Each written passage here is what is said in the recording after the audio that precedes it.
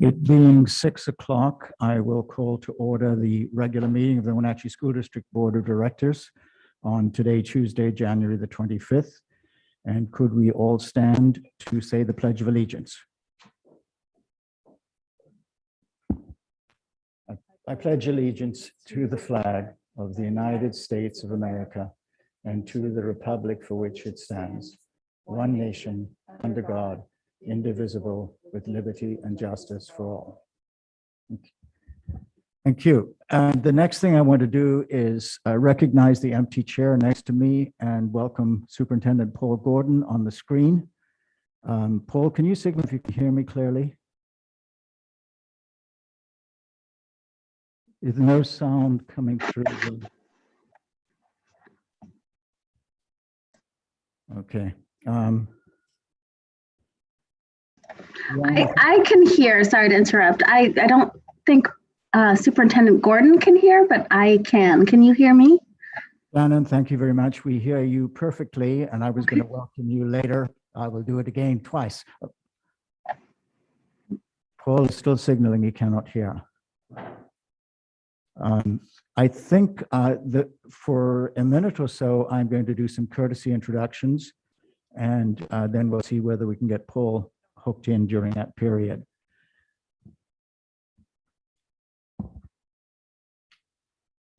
I welcome everyone to this board meeting and thank you for joining us. Les doy a todos una bienvenida a esta reunión de la mesa directiva del Distrito Escolar. Gracias por su asistencia. The meeting is conducted in English, but we do have translation services so that citizen comment may be spoken in Spanish and be repeated in English. I will quickly describe this in Spanish. Si alguien quiere hacer su comentario de ciudadano o recibir explicaciones en español, tenemos disponible un servicio de traducción.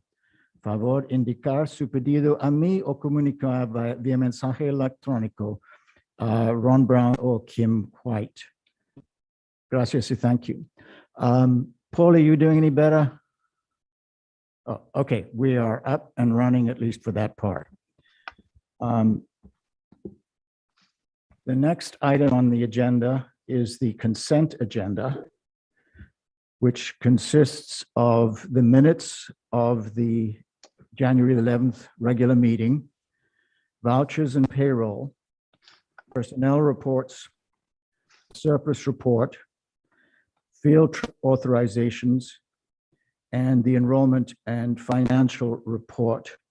I do know that there will be a correction to the minutes, which I will recognize Julie for in a moment.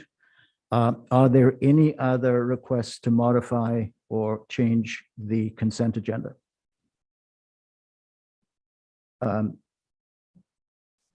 You'll have to, okay. Oh, I was just going to say the minutes from last week in the executive session portion, it should say that at 8:15, President Barron announced in open session that we would extend for an additional 30 minutes.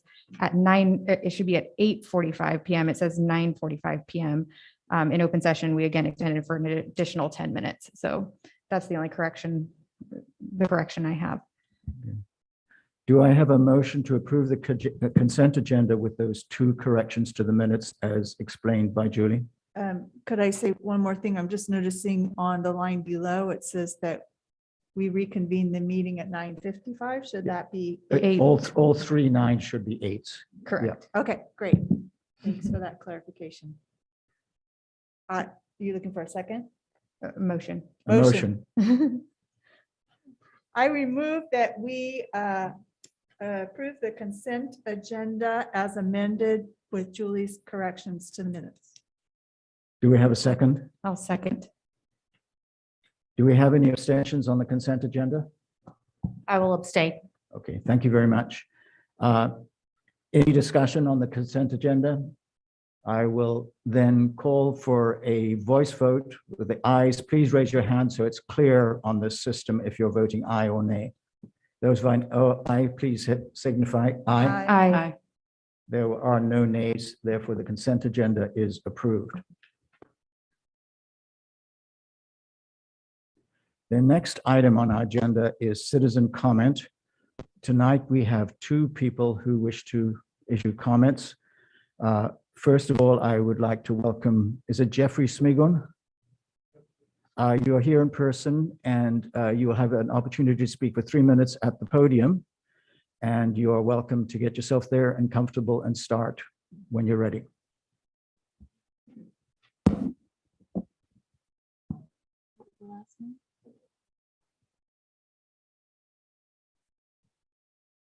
Okay. You can hear me? Okay. Good evening. I'm Jeffrey Smigan. My mailing address is 207 Yakima Street, Wenatchee. Last spring, I moved to Wenatchee for a new start in life. About 10 days ago, I left a living environment that was hostile and abusive.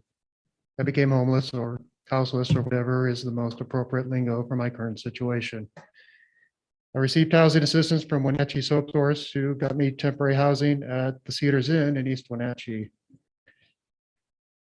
After several years of struggle in today's climate in Western Washington, my ex-wife and I decided my 15-year-old son also needed a fresh start. He was to join me in Wenatchee. In preparation, I visited this district and the high school last week for assistance and guidance with the process. Once my son is in school, I can focus on work and getting us a place in Wenatchee. On Friday, I had thought everything was worked out with the paperwork, the registrar, and the family support liaison. My son was to tour the school yesterday and start school today. On Sunday, his mom brought him to me. It was a difficult and emotional transition. I found a notary to help with the necessary document the registrar needed for my son to start school when the new semester started. On Monday, I received a voicemail for my son not to attend the tour. We were to meet with the vice principal this morning.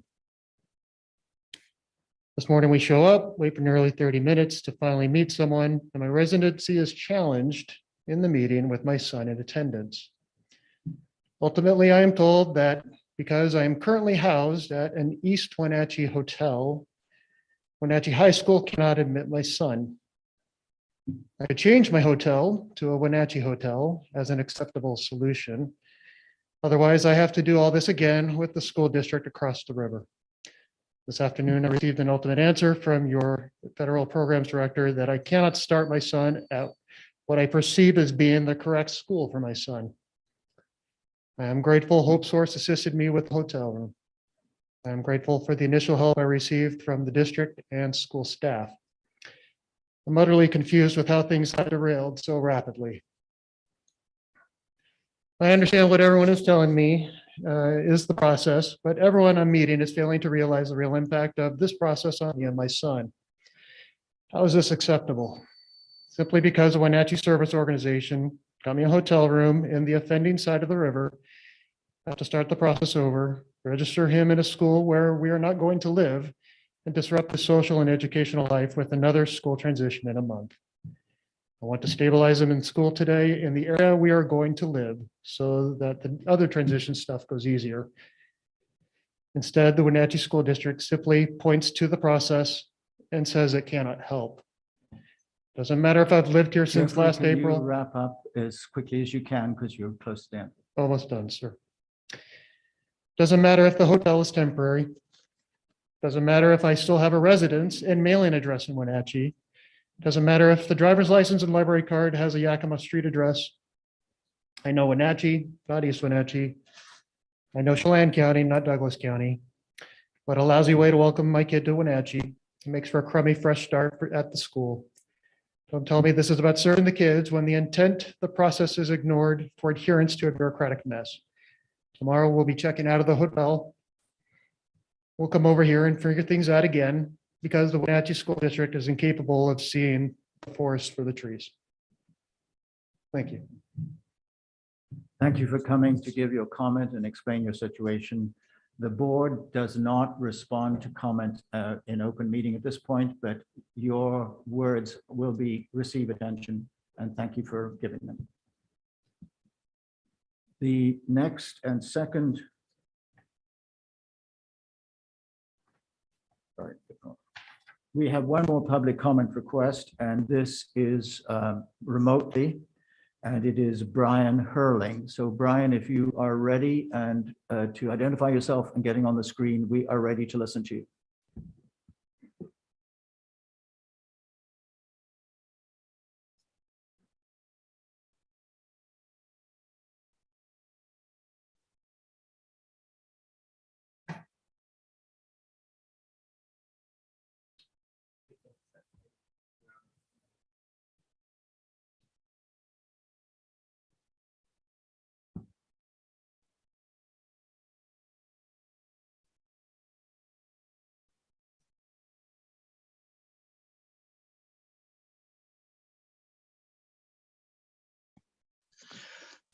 Sorry about that.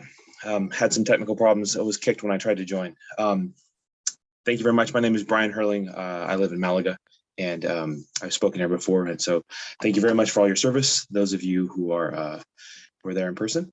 And just as a real brief comment to the father, I teach at Westside High School, and we love to welcome students. I know that we're an alternative high school, and we would love to talk to you if you would like to consider an alternative source of education. We do great with students and really try to welcome them in as a family. So I'd just like to present that as an option. I think it's a fantastic school, and I've been proud to serve there for about a decade now. But I would like to speak today about COVID, specifically about our case numbers and our schools still being open. And I understand that this is not a topic that many people in the community really want to address at this point in time, and we are doing so terribly. Our hospitalization rates are considerably higher than they've been in the previous surges, and we are suffering right now. But I would like to speak and ask the board to consider establishing guidelines to go to remote learning during times of incredibly high rates of COVID in our school age populations, not our general population. In previous times past, as I've sent information to the board about, we've actually done a pretty substantial job at limiting the cases of COVID in our school age population. You can look at the data. It's pretty evident that our mitigation strategies have worked in times previous. That is not currently the case at this point in time. Our student population have incredibly high rates of COVID, about 5.7 times higher than we've ever had in the past. Right now, we're at about 2,300 per 100,000, which has not been the case in previous times. This combined with our hospitalization rates that are approximately, depending on how you look at the data, 50% higher than what we've had before, both for COVID and for all illnesses, means that we are definitely in dire straits. And we know that this Omicron variant has progressed through populations relatively quickly. This would not take a long shutdown. I am not asking for an indefinite amount of time, or even for something that is longer than, I would say at this point, a week. I think within a week we will be far past, the surge will be going down, and it will be able to hasten that decrease and relieve some pressure from the hospitals. And also it will give time for a lot of our school age populations to get healthy and return back to school. Currently in some classrooms in the district, we've had days where a substantial number of students have been out. In some cases, I know of colleagues who've had 4 students in their classroom because others have been out for COVID related illnesses. And so I would just ask that the district consider developing guidelines that the community knows about in advance for how we could potentially go back to remote learning. I know that some members of the community do not want this, but that is the reality of what we are facing, and that we are suffering because we are not taking the COVID strategies. Wrap up. Thank you. And thank you all for all your work. Need him. You've got a couple more seconds if you need him. You okay? I'll try to finish out. I do want to thank all the people who are considering these options. I know that everyone from the board to the directors are struggling to try to balance out all the different demands. Thank you very much. And thank you very much for coming and presenting your analysis to us. Thank you, Brian. And I confirm these are the only 2 citizen comments we have. That is correct? Yes. Thank you.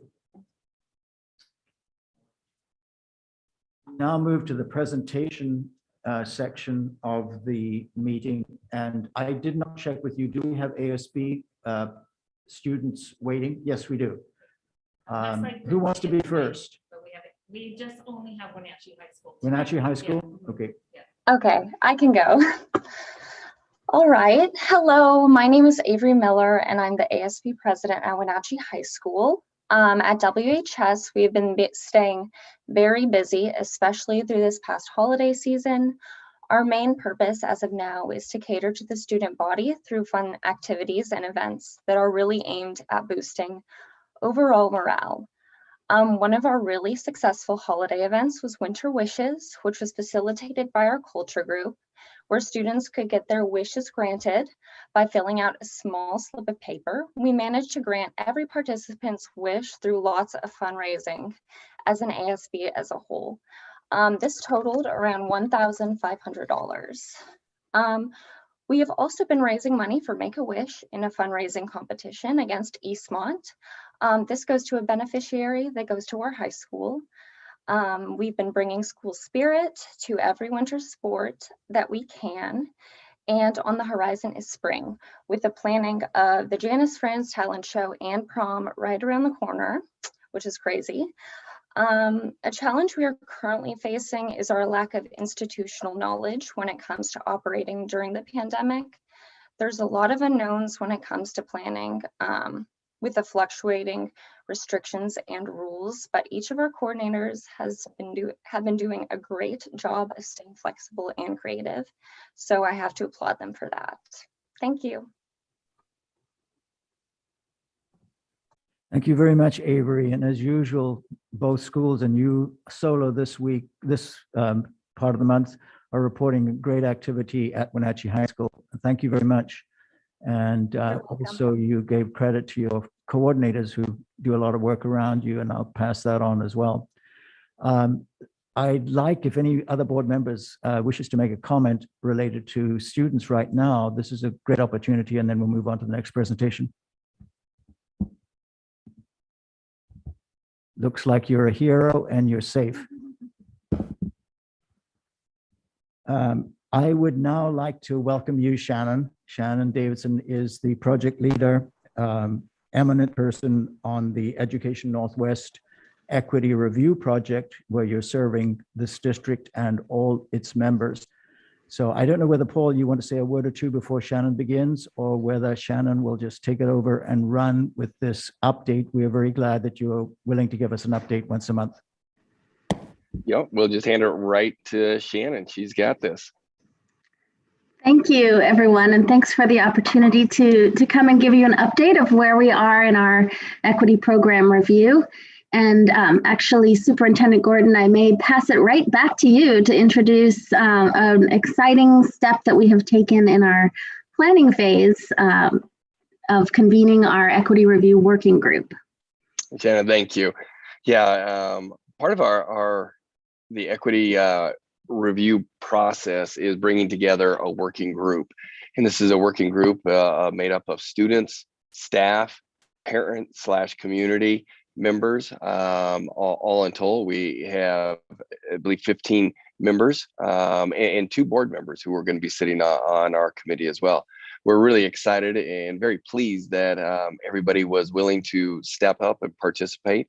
There'll be roughly 4, potentially 5 meetings for this group. Our first meeting is in 2 nights, Thursday night, where we will be reviewing, getting to know each other a little bit, and then kind of walking through the equity plan itself.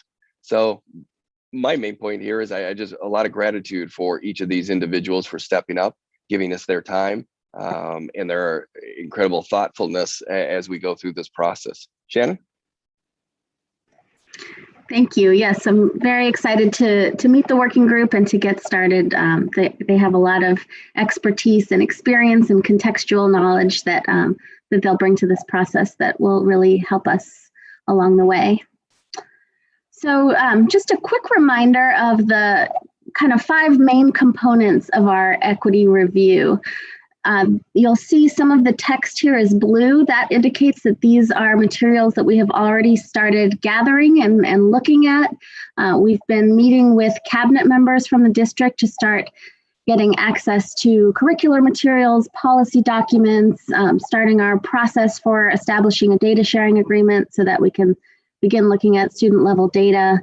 So we've been doing a lot of kind of behind the scenes gathering and inventorying of the materials that we'll be reviewing with a lot of help from Superintendent Gordon and the cabinet. So our 5 areas of focus as a reminder are curriculum, discipline, instructional policy, hiring and recruitment practices, and access to learning, which includes both access to grade level learning and access to advanced learning. We've simplified our timeline a bit to make it a little bit easier to follow along with the different phases that we are at as we move through the equity program review. So we've broken down our process into 4 phases: planning, collecting data and stories, analyzing data and making meaning of our findings, and finally sharing and reporting. So you can see that we are currently in the planning phase, and in the bottom row of this timeline here, you'll also see that we have generated some monthly deliverables that will be touch points of accountability for us that we will submit at the end of each month that represent a piece of progress. And this was something that came from a board member. At least one board member requested that we have these monthly deliverables. So we think it's a really great addition to our to the accountability piece of our plan. So our next deliverable is going to be finalizing our equity review plan, which we're going to be working on with the working group on Thursday evening. So you can see here we are on track with our monthly deliverables. We've already submitted the revised scope, which is more of an internal document that was part of our contracting process. The next deliverable is going to be this review plan, which is more of an outward facing document. You'll have access to it as board members. It'll be hopefully a tool so that when questions come up about what are they doing, who's involved, what should be happening when, what are the data sources and the methods, that it will hopefully be a helpful resource that you can keep and refer to. And we will also use it as a tool when we meet with the working group to monitor our progress and keep track of changes and adaptations as they come up, as they always do. We're also working on a one-page handout. It actually went through copy edit today, so I'm about to submit the copy to district to translate into Spanish. And our designer is putting it into an attractive, accessible format. This will be something that will be able to share widely to raise awareness about our project. This, I think, will help us to achieve the kind of representative samples for our data collection that we're aiming for. It will give a nice entry point for people to understand what it is that we're doing and who to reach out to if they have questions. So that's our next month's deliverable, but it should actually be done pretty soon so that we can get right to work of publicizing this project more. And we've also started putting together our data collection instruments as well. And so some of our immediate next steps, we're meeting with the working group on Thursday evening to finalize that plan. We're working on finishing our process of gathering the documents and analyzing them as part of our document review. We are drafting up a data sharing agreement so that we can access that student level data so that we can start looking at data related to discipline outcomes, course taking, graduation rates, all the different kind of student level variables that we'll be including.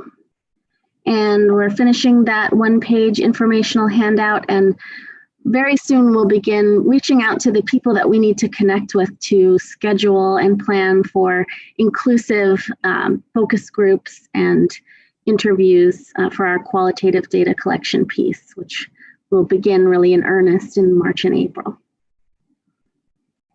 So that's my update for this month. I'd be happy to, if appropriate at this point, answer questions or discuss any thoughts or ideas that have come up.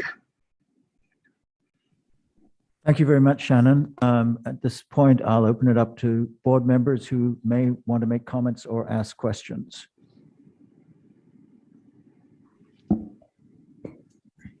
Shannon, you mentioned that working on the handout, that next is going to go to the district to translate. So that made me quite, which made me wonder and think about in the next phase when we're going to be conducting interviews with students, parents, and even at the working group, we have English language development students or parents whose native language is Spanish. Is that something that the Educational Northwest provides to facilitate these meetings, these interviews? Yes, 4 of the 6 key project staff are bilingual in English and Spanish. So when we conduct the focus groups and interviews, we will be offering options for both English speaking and Spanish speaking groups, and affinity groups as appropriate as well. So the district offered to do this round of translation sort of for efficiency and just to have some kind of ownership of this particular document. But in the future, sorry about my dog. Yes, we have the resources to do a lot of the translation of our instruments and protocol and conduct the qualitative data collection in Spanish as well. Okay, thank you. It also prompted is there an additional financial cost to have these services if the district was going to be providing those services? But it sounds like it's included in the proposal. Correct. Thank you. Maria, great question. That was one of the pieces that we did add into the contract, the translation services. This one was a much quicker. We want to get this thing turned around a little quicker than that February timeline. So we offered to do this one. Yeah, we'll also be translating the final report and presentation materials into Spanish as well. This may be a question for Paul, but Paul, can you send out, can we get a copy of this presentation? Because I think it's a good summary of the timelines and things, both for the board and maybe for the committee that's going to be working on Thursday. Absolutely. Absolutely. Okay.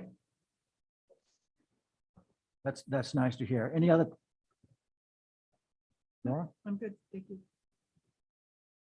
Okay, well, Shannon, thank you very much. We look forward to actually more and more content with each month. It was a great start though. Thank you very much. All right, thank you very much. And I'll step away, but please don't hesitate at any point to reach out with questions. Thank you. Thank you, Shannon.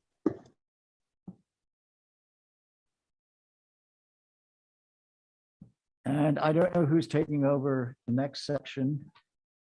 I will jump in from afar. On the widescreen, I noticed there were a number of posters around at least part of the boardroom that I can see. And it's in recognition, Board Recognition Month. And what a great opportunity to stop and offer our gratitude for our board service. At any time sitting on a board is challenging, but I can't imagine sitting on a board during these times that are so unique in the history of education. And I am so pleased with our board. And I go back to our meeting last Thursday where the board came together, did their self-evaluation, had incredible conversation over 3 hours where the board was absolutely engaged in how they want to operate, aspects they want to see come out of our work together.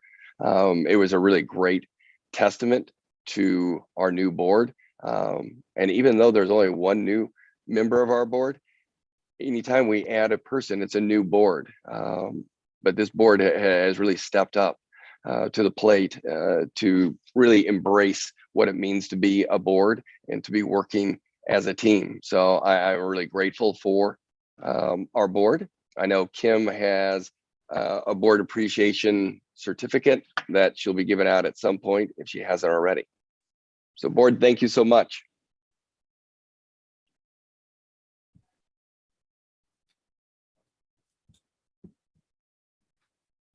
Thank you, Paul. And I just wanted to say, if you all haven't had the chance to check your emails and see the adorable video that we got from the various schools today and presentation, that was so much appreciated. I especially enjoyed seeing Principal Tim in his superhero costume.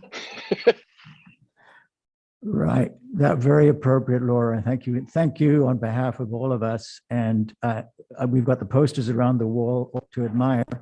And I think we should get thanks back to the schools because we owe them. And I can't resist saying that in addition to what Laura said, Sunny Slope froze, and it was nice to have bilingual messages, and so it goes on and on. You all count. Thank you very much.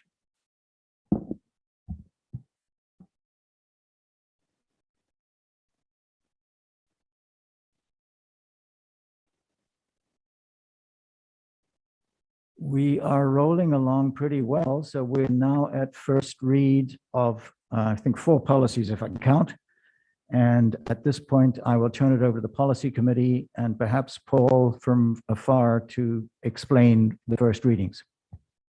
Okay. And it'll probably be a little bit easier with Maria and Catherine taking the lead on this from being afar. But Martin, you're right. 4 policies that are in front of the board tonight for first read.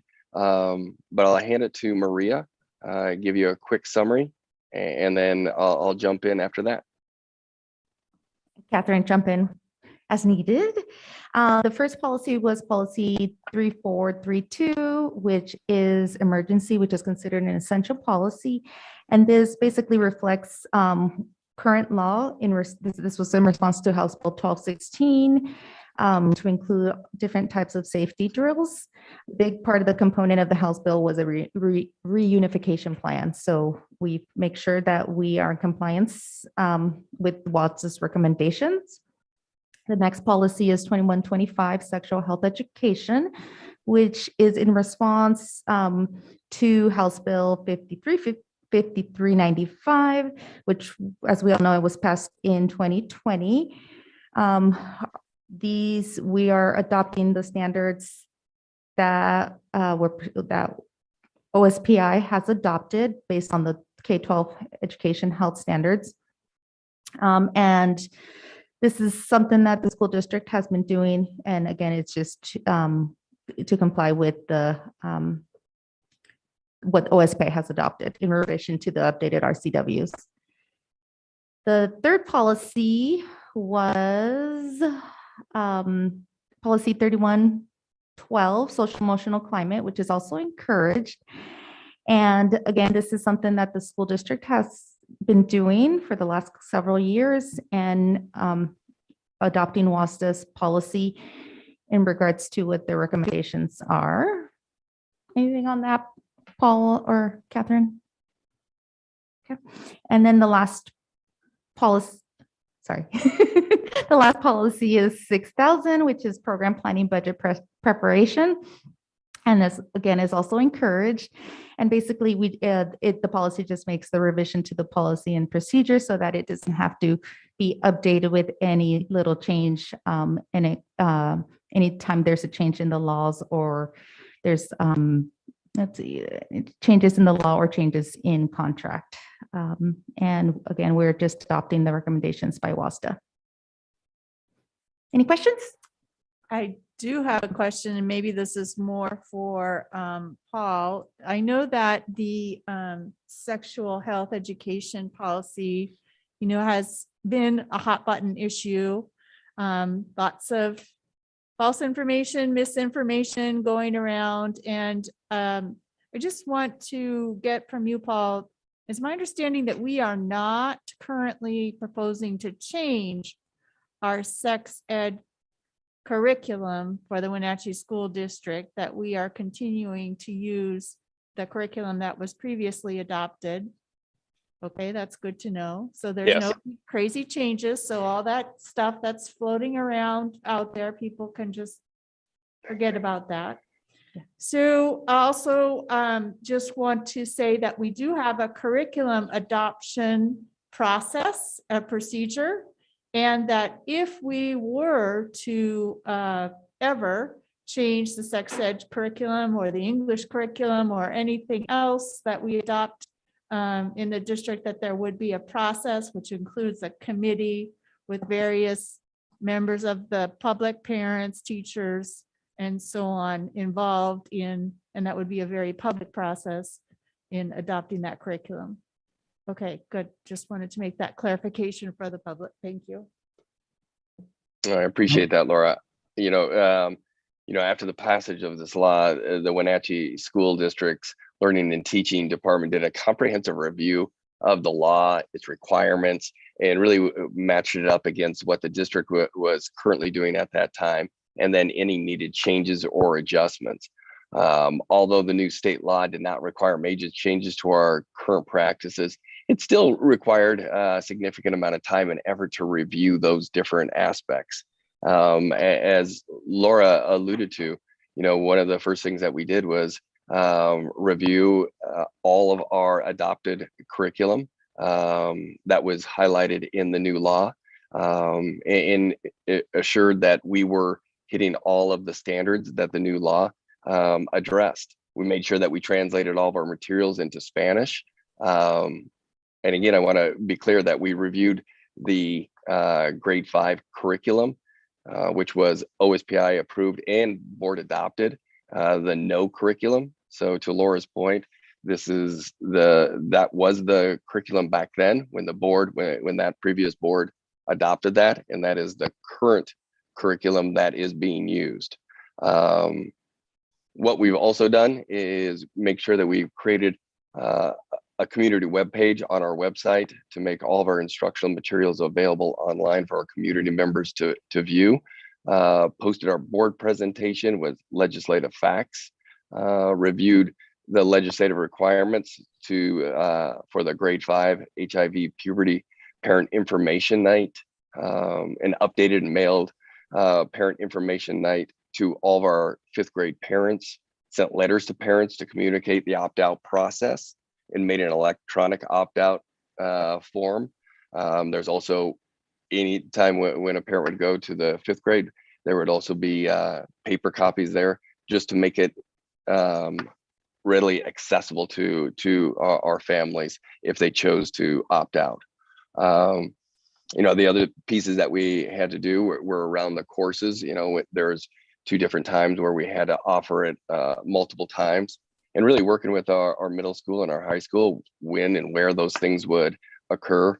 So it wasn't the curriculum, but there were a lot of little pieces that we needed to make sure that we tightened up and communicated out and ensured that we were complying with all of the legislative acts within that bill.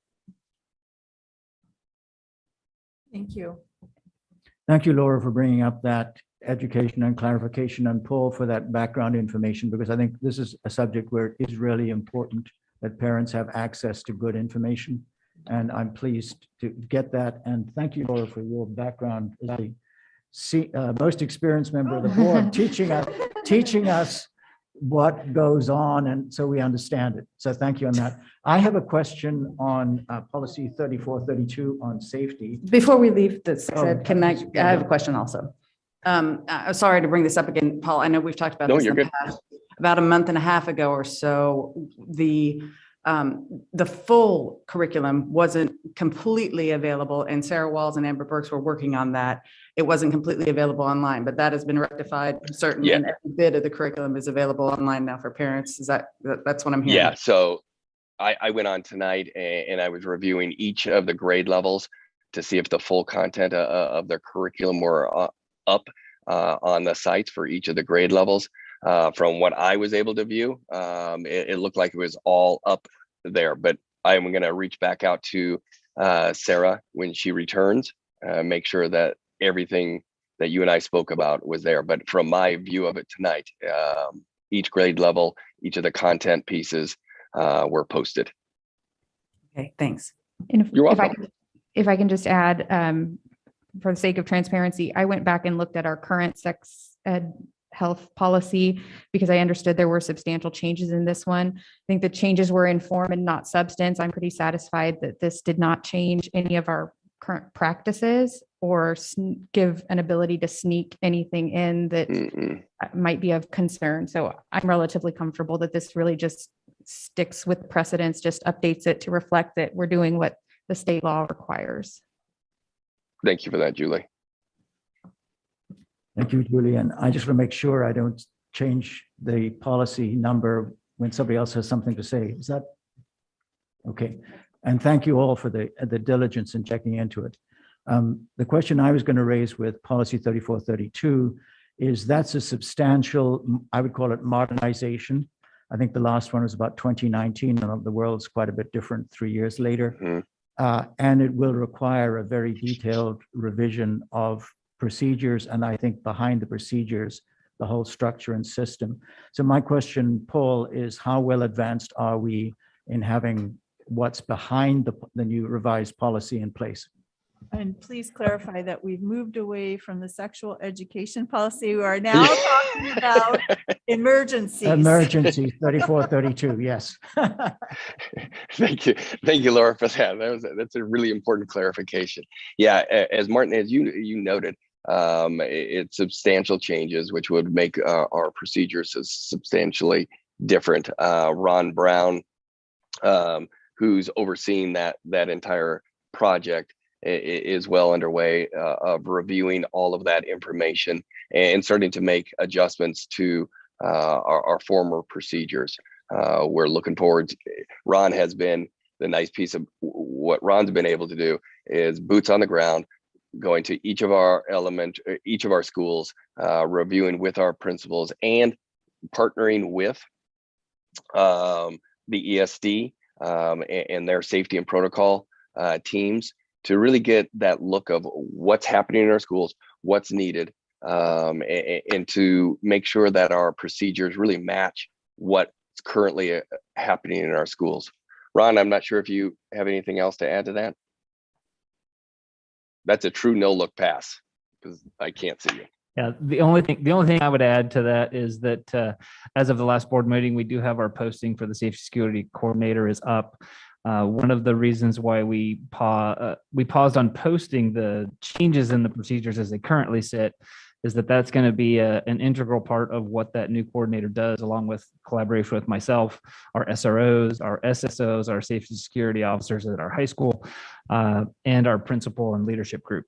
So there are substantial changes, Martin, that'll come about in the procedure, but we have a very good foundation, and some of those changes are things that we did already have in place prior to the state changing some of their policies. So we're in a really good place. We just do have to do a better job. We have to get those things audited and tweak a few things, but I think we're in a very good spot, and we wanted to be patient as we could be as we wait to bring on that coordinator that will really lead that work along with myself. Thanks, Ron. And staying on 3432 emergencies and safety, we've heard you and your colleagues give us information on upcoming work and things that you're doing, which has been very encouraging. And so it is important to finish the back end, and I have confidence that you will. Thank you very much. And then we will go to any other policies if any other board member has questions. No, in that case, we have discussed them, not suggesting any modifications, and we expect to see them in a future consent agenda. Thank you.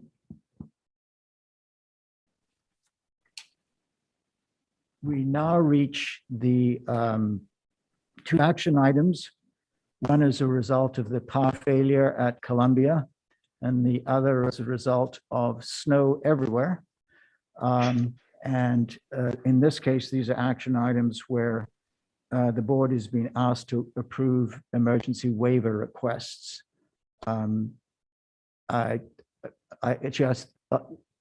Is it Paul or Kelly that should introduce the? I'll really turn it over to the board to ask any questions before you take the motion, and the questions would probably be most appropriate for Jeanette on this first one with Columbia.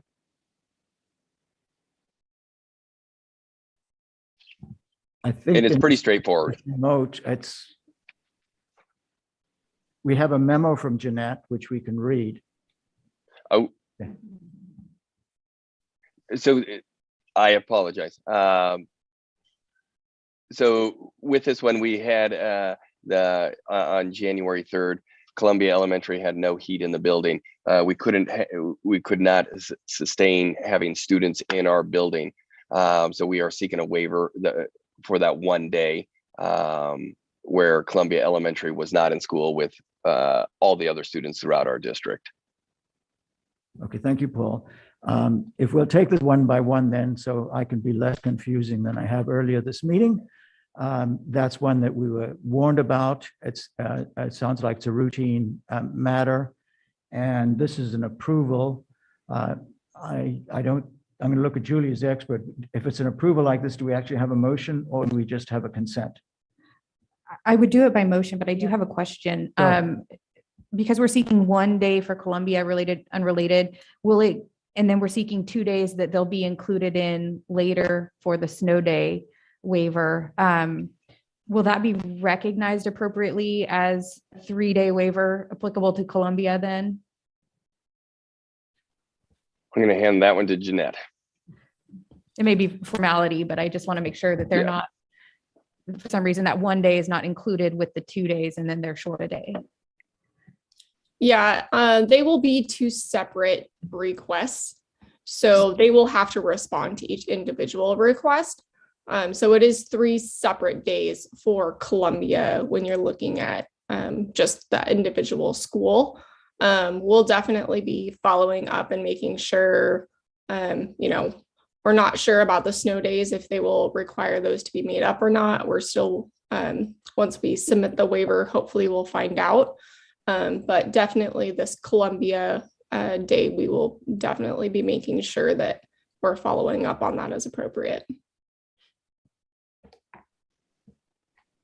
I do notice that in both requests, we are, even though we have requested the waiver, we're still within the state required hours. So there's no departure from standards, right?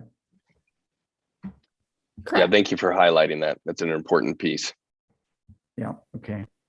In that case, let's take, and I think the other thing is by submitting the waiver, we don't know the end of the path. It goes to OSPI and there is an approval or otherwise.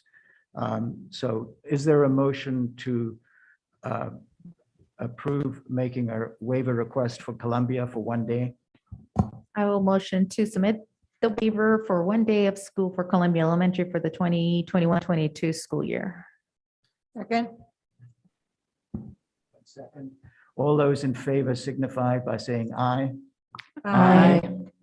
Okay, we've approved that request. And the second request then is for the 2 days for the whole district for snow in the same pattern that we are within the hour requirement. If any board member has a question or comment, now is the time to make it. That not being the case, do we have a motion? I move to approve submission of waiver for 2 school days for the 21-22 school year due to the snow received on January 6th and thereafter. Thank you, Julie. Do we have a second? I second. Okay. Is it Catherine? Did you beat Laura? Oh, all right. Laura. Okay, Laura, you win. Laura's the second. Okay. In this case, all those in favor signify by saying aye. Aye. Thank you very much for that part of the agenda. And we are now at board communication. So maybe we go from my extreme right to the left. All board members who wish to communicate something happy or important, please do so. All right. Well, I wish to share something happy and wonderful. My last couple of weeks of visits, I visited Foothills Middle School. I visited Castle Rock Early Learning Center, Mission View Elementary, and Lincoln Elementary. So I wanted to share a little bit with you about those schools, if you'll indulge me. Across the board, the school visits have, again, been wonderful, and all principals and directors of these schools have said the same thing to me. Their educators are working so hard, and what they want the board to know is that how hard they're working. And across the board, I can look at my notes from each one, how hard everyone is working.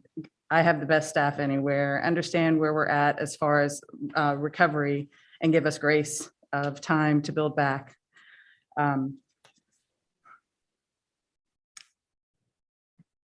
I know I say this every time, but the visits have been wonderful. It is such a privilege to be able to go into these classrooms. And now I think I'm close to upwards of 60 classrooms that I've visited. And, even if it's we just pop our heads in quick visits, to see the faces that I see, the kids and the teachers in class, it is really, really wonderful. I have to say, Foothills, that principal has been teaching and educating for 37 years.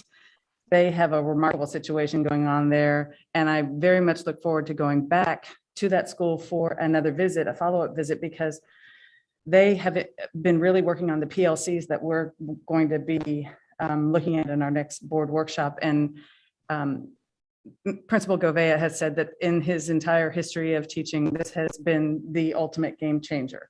The biggest change in the entire time that he's been in education has been the schedule that they adopted and the work that they're doing in PLCs. So I'm really excited about going back in there and seeing the educators meet as they do. They have 45-minute periods. And bless him for taking the time to explain everything that he did. I'm learning from the ground up, but I think it would be really important to get in there and see that in action with the teachers, meeting class by class, grade by grade, I should say, and learning what they're doing, because it's so applicable to what's coming for us. Castle Rock Early Learning Center. I'm not sure, I certainly didn't know this, but this is a preschool through age 18 to 21. Across the street here, we have a transition house program that has 18 students in it. I had no idea that we served students in that age group, but what they're doing there is remarkable. Again, this peer-to-peer situation that they have for the preschoolers, a peer that has maybe issues and needs additional help, and then they are paired with a peer who doesn't need quite as much help. And the way they work together is a really, really fantastic thing. So I thank them for the time that they allowed me there as well. Mission View is a school that is like a little family. The principal there has hired 92% of his staff.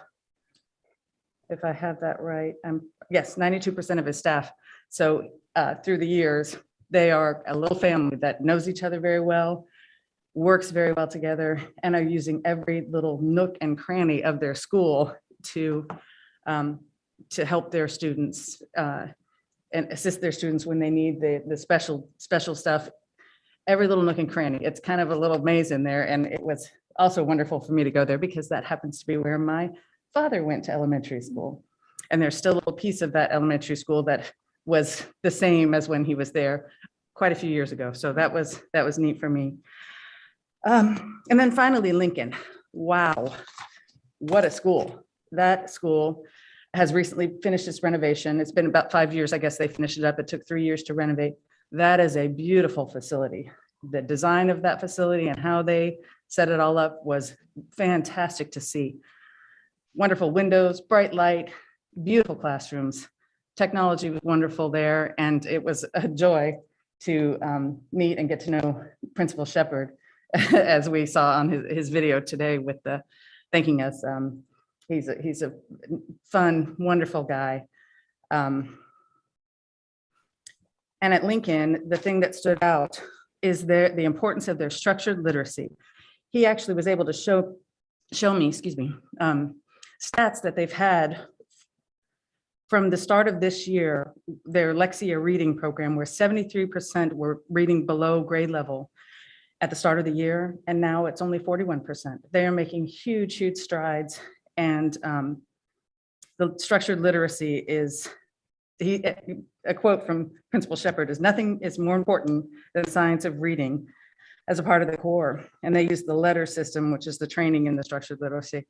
I am really excited to go back to Lincoln to sit in on that and learn what they're doing in the structured literacy, which is something that Laura and I have talked about. So important in that early age. Again, so those are the 4 visits that were recent.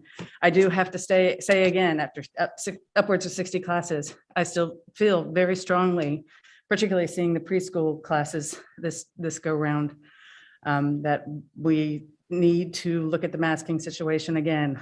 I feel for the younger ages that it makes it very, very difficult for them in preschool age. This is all they've known now in their school time. And so visiting that is something that I still think is important.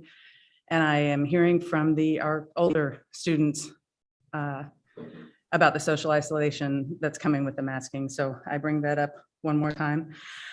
And I want to let you know that tomorrow I will be visiting Pioneer Middle School, which is where my parents met in the 7th grade. Just a little side information there. And then I will be visiting the high school in the afternoon. And then Thursday I'll be visiting West Side. And next Monday, Columbia. And then that will be every one of our schools that I've had the privilege to go and visit. And I, again, want to thank all of the principals, all of the educators that have allowed me to come in. It's been a great privilege and I'm very thankful for it. Thank you, Catherine. I commend you for doing that. That's quite an endeavor. So I'm a little bit jealous, making me think that I should get back out there again. So I just wanted to mention, as all of you who have checked your emails today know, that we've received a number of emails from folks in the Washington school community about a possible plan by a neighboring church to build a homeless encampment on their property. No? Well, there's some confusion.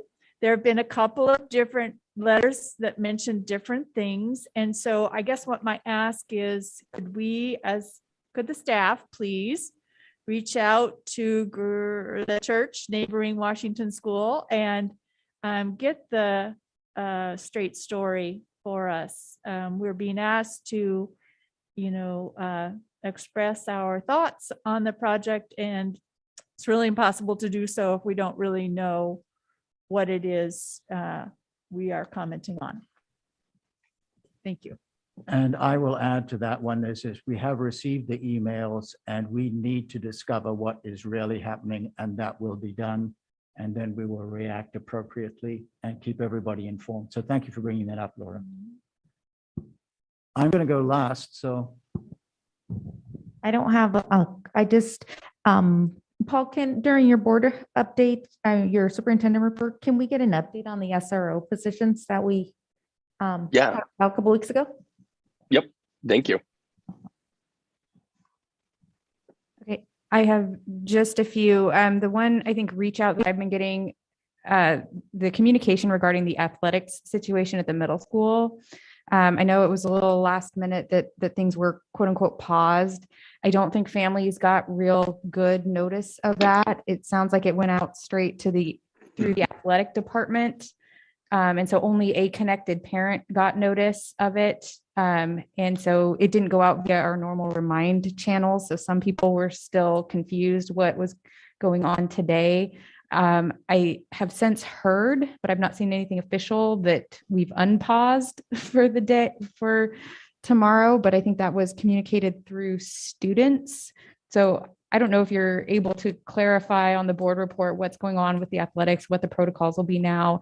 But then just, I think if we can get better coordination on those announcements for families, when it happens again, just so everybody gets the message, because I wouldn't have known. My husband got the notices. I only knew because you told us what was going on, and so it didn't occur to me to check until he said, "Oh, by the way." So a little confusion there. If we could streamline that a little better. The other piece I've got a legislative update. It's the legislative conference is January 30th. I'm attending that, and I believe Martin or Laura signed up to attend the virtual conference piece on Sunday, and then it's the week on the Hill throughout the week, just legislative conferences with representatives.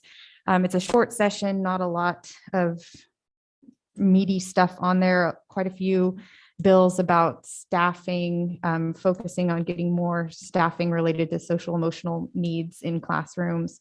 One of the ones that's interesting to me and maybe interesting to us going forward is there's a proposal that Bonds require only a simple majority vote right now to pass a bond, which is bonds are for building. You would need a 60% or a super majority vote. So there is legislation being proposed that would drop to a simple majority, which I think is important if we're going to look at funding opportunities in the future. And then kind of one of the just interesting one that piqued my attention that I don't think will go far, but there was a proposal introduced for a 4-day school week. So anyway, I hear that gets thrown in pretty much every year, but so just a few that we're watching for. It's a short session, so they don't expect a lot of major changes, nothing real significant to the fund.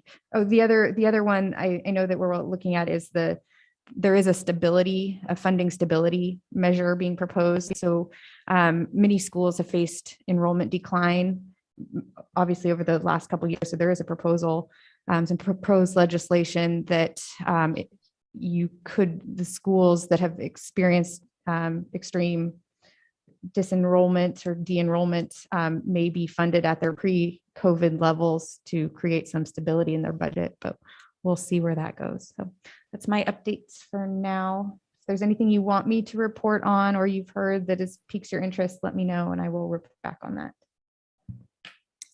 I read Brad Hawkins' letter today, and that letter was discussing the combination of our smaller school districts. I'm not sure if you saw that legislation that he's kind of presented, because they're paying so much more per student as opposed to the larger school districts. So I found that really interesting, that the possibility of combining Chelan and Manson, Waterville, and what's the area that's up there?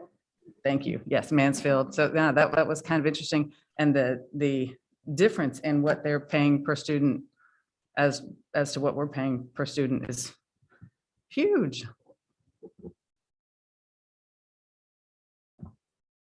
I will track that one and we'll watch and see.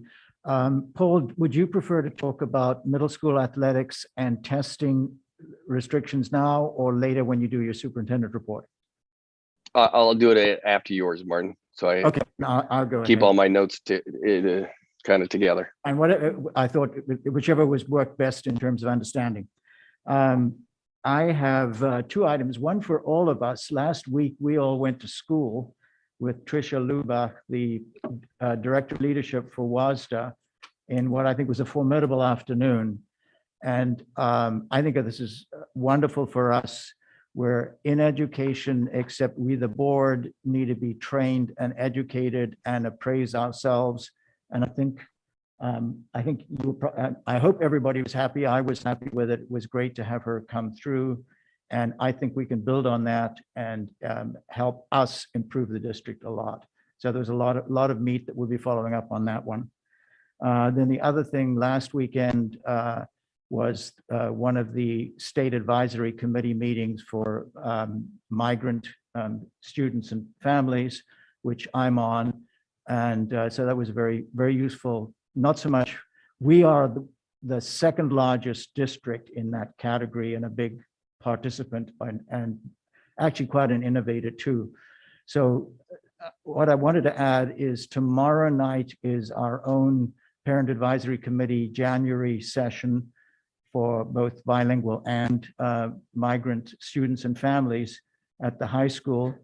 And it's quite an event. It'll begin with explanation, not just from the school district, but from the whole community of social and education resources, running through to what you can do after high school.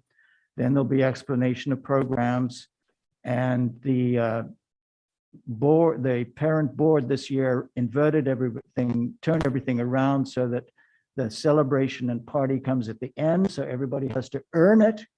And there will be mariachi and cena, dinner. I'm not sure whether the dinner will go away so that everybody wears masks as long as possible. But that's an important event that I think helps a big part of our district and is important tomorrow. And now we are at the superintendent's report. Okay. Thank you, Martin. Thank you, board members, for the other questions as well. So let's start with testing. and I'm going to say this, and Kelly will say it probably 5 different times. Everything is subject to change from here going forward regarding testing. We were notified last week that the testing that the test that we've had access to is now in short supply, which will significantly change some of the things that we just implemented. And I know that's frustrating for people, but we are only able to do whatever we can with a number of tests that we have available to us. Going forward, there will only be one access point for tests, and that'll be through our ESDs. Previously, we had the Learn to Return program that we were able to order through. That is no longer possible. So it's pretty much one-stop shopping, and that'll be through our ESD. And each week we will get a shipment of tests, and that's why I'm saying this will be changing each week as we go forward. Regarding the middle school athletics decision, that was the decision that I ultimately made on Monday due to the shortage of supplies. On Monday, we were still waiting word from the state as to how many tests the ESD and others would be allocated. At that point in time, we already were limited in the number of tests that we had on hand in our district. Our district is quite honestly one of the largest testing centers in the valley right now. We are testing hundreds of people every day in our district, and those are athletes, and those are our students, those are our staff, those are parents, and others that live with our students. It is an incredible undertaking, and it is literally eating. We are going through hundreds of tests every day. The impact on our staff has been immense. You walk into any school this morning at Washington Elementary, there were over 40 tests given in the morning. Our district office, it is not unusual to have 100 to 130 people come through our doors.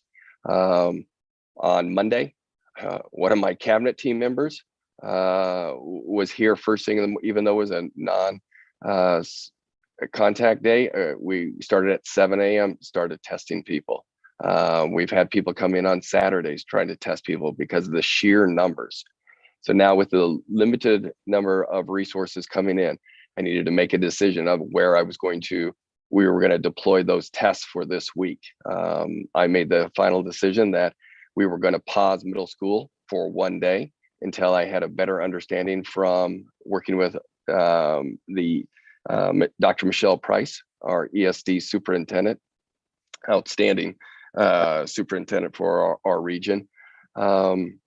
And until I had those numbers, I was not confident that we were going to be able to meet the demand that is occurring just to keep our schools open right now. Communication wise, Julie, I really appreciate you telling us that. I received it through Remind. I'm asking Diana right now, she's checking as well. So you're right, it seems like some of them were through Remind and others aren't. So we thought we had a coordinated, because it was the same exact message. We thought we had a coordinated message out there. I'll own that one completely. We will make sure we do better on the next time around. Now, made the decision today based off of where we're getting tests that we'll resume middle school testing starting tomorrow and practice in games. But I'll be clear with everybody. All of this is day to day, week to week. I don't like making those calls on a Monday for a Tuesday, but my priority it will be in-person instruction over almost anything else. So that's where we're at in that area. But I really do appreciate hearing that not everybody got that message out there. So again, we'll do a better job on our end, on my end, to making sure that we have a broader message going out if something like that it has to occur again. But let me go a little bit further down this place. We did have a public comment tonight around potentially going to online learning for a week or 2 weeks. On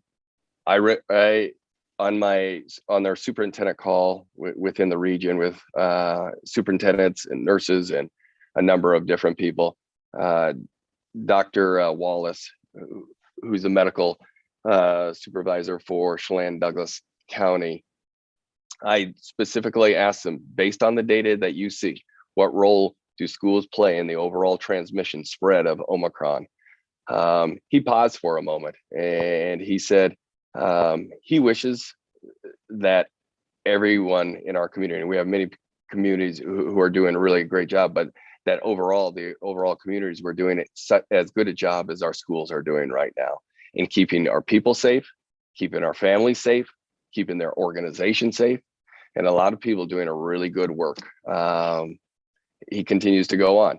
I think this is directly what he said. I think you're preventing a lot of spread in what you're doing. I think you're preventing a lot of illness in what you're doing. I think you're keeping people healthy and keeping people safe. One, because you're testing and you're providing guidance on how people should be isolating and quarantine, but you're also setting an example. I wish more people would follow the example that schools are setting. You guys are doing such an amazing job as individuals in your schools. I know you're dealing with a lot, leading the charge within our schools that oftentimes other staff members in communities don't see, but you're leading this work to ensure that we have a safer path for our schools in our community. And he literally believes that schools are where we need to be. His words again, I honestly think there'd be a lot more transmission and a lot more people getting sick if kids were at home, because kids would not be at home because kids would be at home unsupervised and unable to benefit from the protection that our schools are providing. That is directly from Dr. Wallace, and I totally concur with him. It would not be my recommendation that we would go to remote learning. I said a couple of weeks ago at the last meeting, we are doing everything in our power to keep our schools open. I highlighted some things from the district office, but I also want to highlight the work that more importantly, I want to highlight the work that our schools are doing each and every day. I highlighted Washington Elementary.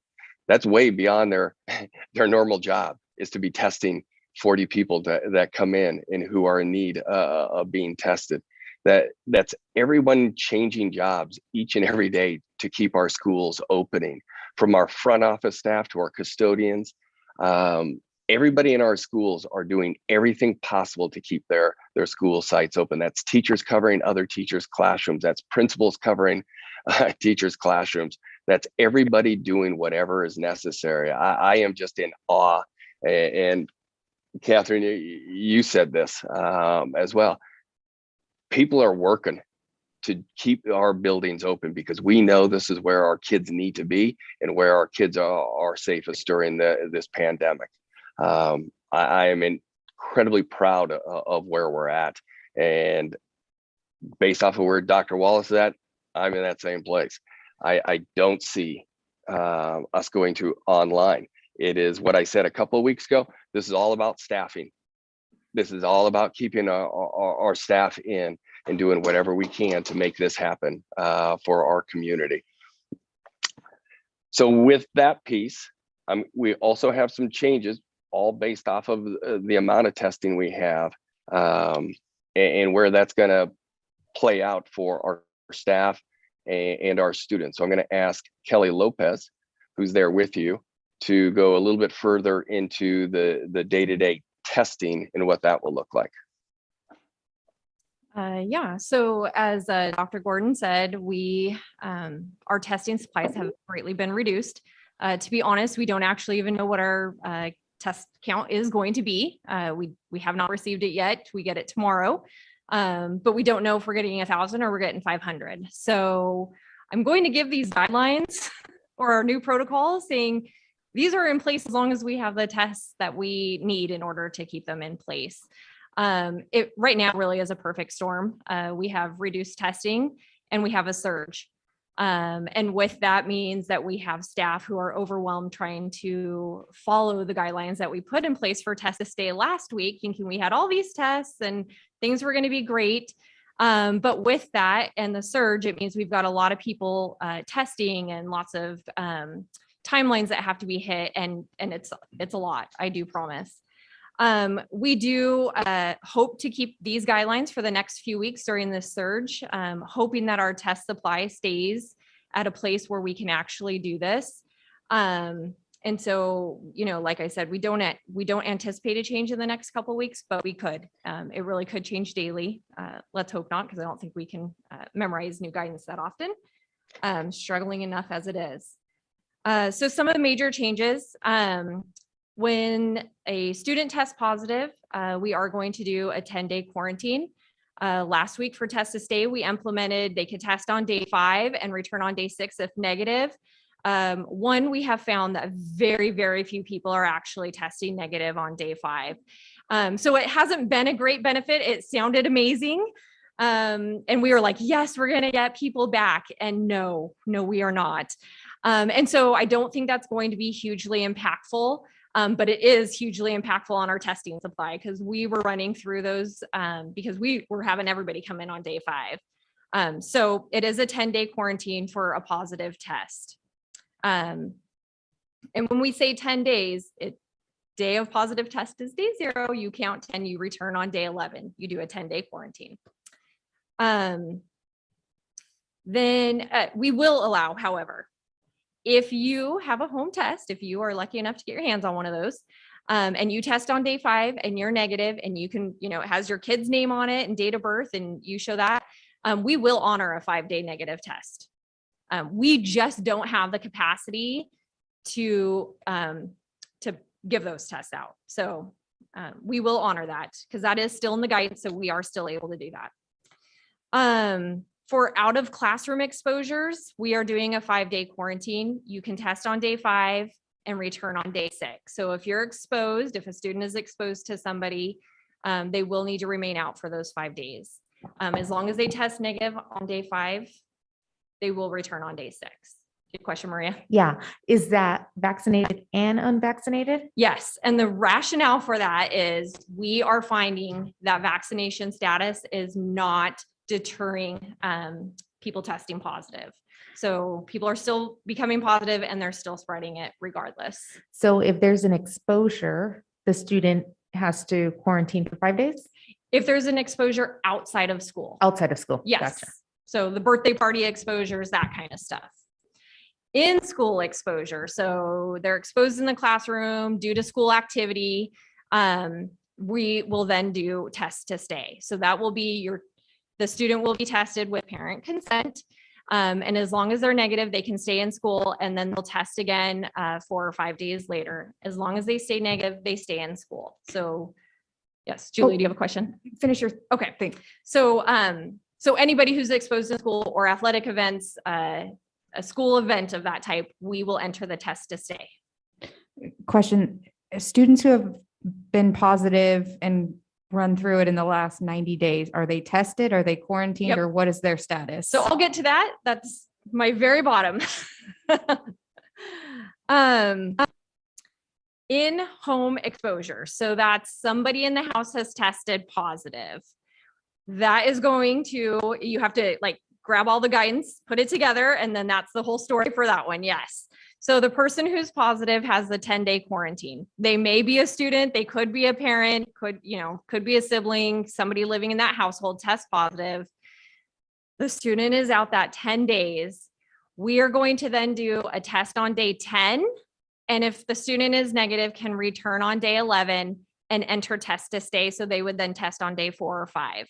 So we're lessening that 15, 20, whatever it could have been, as much as we feel we safely can and that we can support with testing.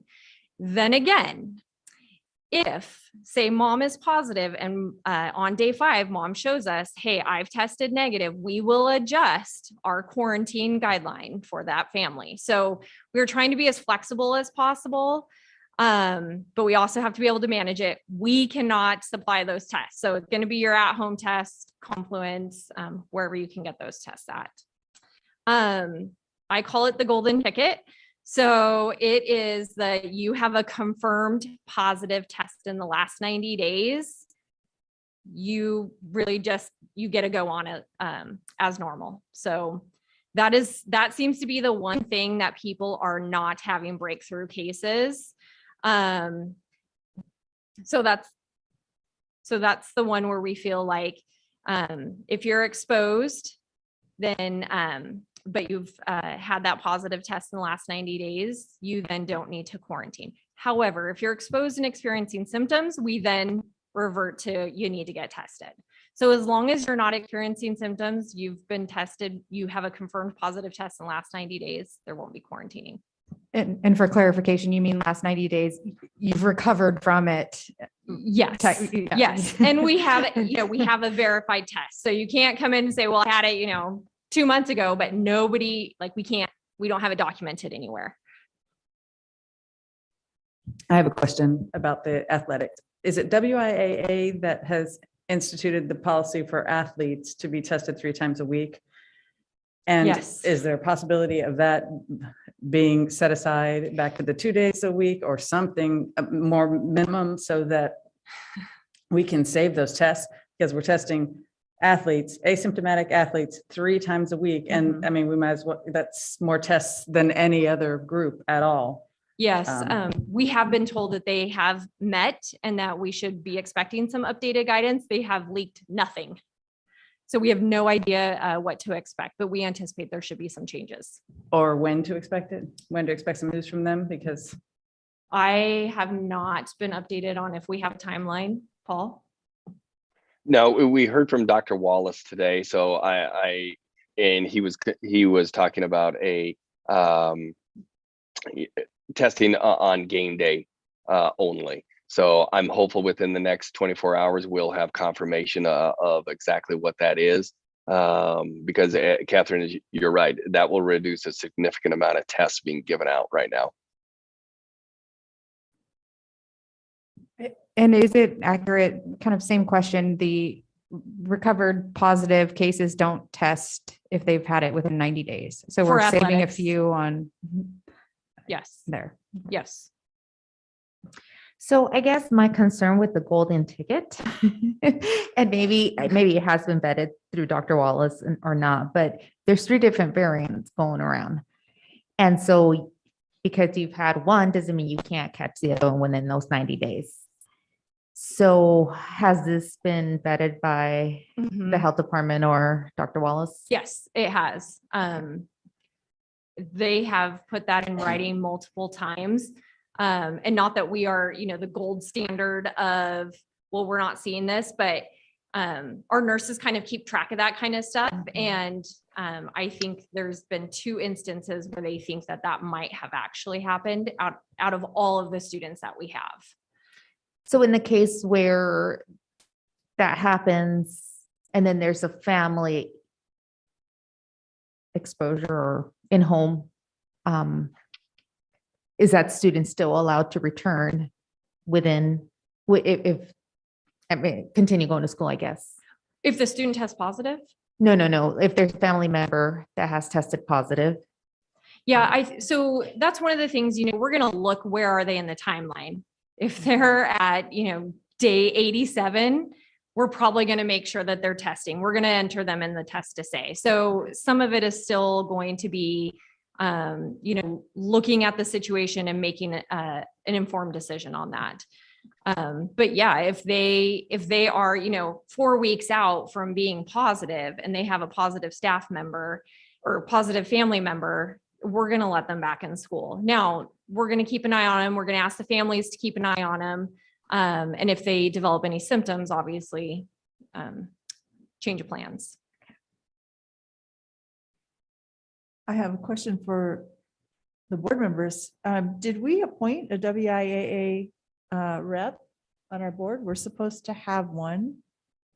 And we were talking about doing it on the board reorganization meeting, but I'm thinking maybe we need to do that if we neglected to.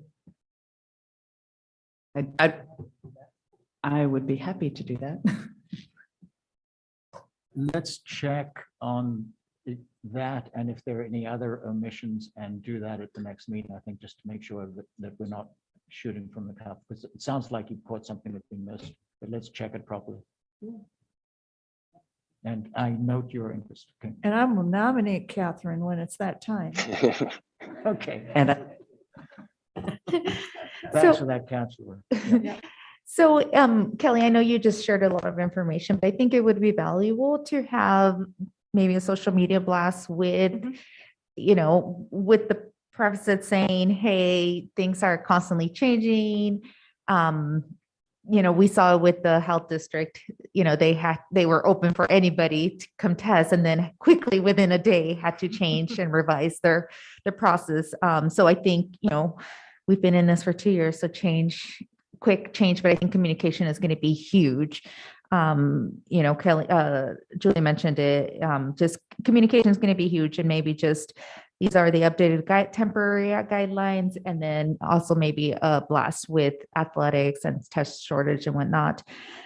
So are we restricting the testing here in the school district, here at the district, saying we're only using it for staff and students and not quite the whole household? Yes, unfortunately, we do have to make that switch.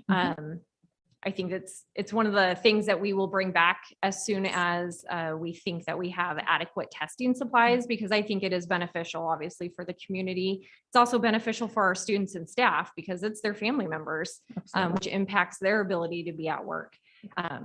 But yeah, we do have to limit that. Yeah, no, and I think, you know, our priority is to keep our students in the classroom. And again, hopefully it's just temporary, but I think, yeah, the right move. Thank you, Kelly. Board, any other questions for Kelly? How much of this is